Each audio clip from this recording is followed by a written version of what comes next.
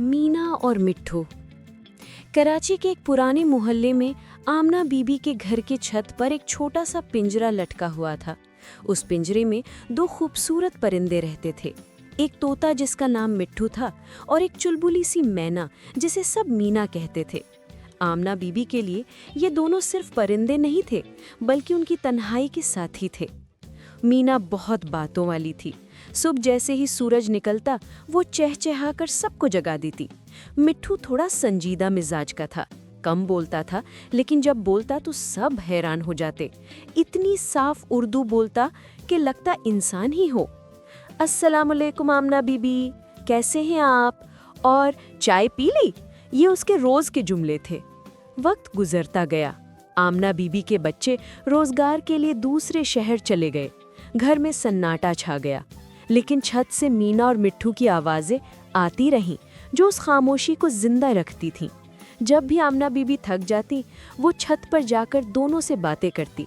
मीना उनके दुपट्टे से खेलती और मिट्ठू प्यार से उनकी उंगली पकड़ लेता। एक दिन मोहल्ले में शोर मच गया। एक लड़का पतंग उड़ा रहा था और उसकी डोर आमना बीबी की छत पर आ लगी। उस झमेले में मीना का पिंजरा गिर गया और दरवाज़ा खुल गया। बस एक पल में मीना उड़ गई। आमना बीबी चीखीं, मीना मीना वापस आ जाओ, लेकिन वो नीले आसमान में गुम हो गई। उस रात आमना बीबी छत पर गई तो मिट्ठू चुपचाप कोने में बैठा था। उसने ना कुछ खाया ना बोला। दिन गुजरते गए। आमना बीबी ने मीना को हर जगह ढूंढा, लेकिन वो ना मिली। मिट्ठू की आंखों में उदासी आ गई थी। वो रोज पिंजरे के पास जाकर आसमान की तरफ देखता, जैसे किसी पहचानी आवाज का इंतजार कर रहा हो। महीने बीत गए। एक दोपहर आमना बीबी ने एक पहचानी सी आवाज सुनी। अस्सलाम वालेकुम आमना बीबी। वो चौंक कर छत पर भागी।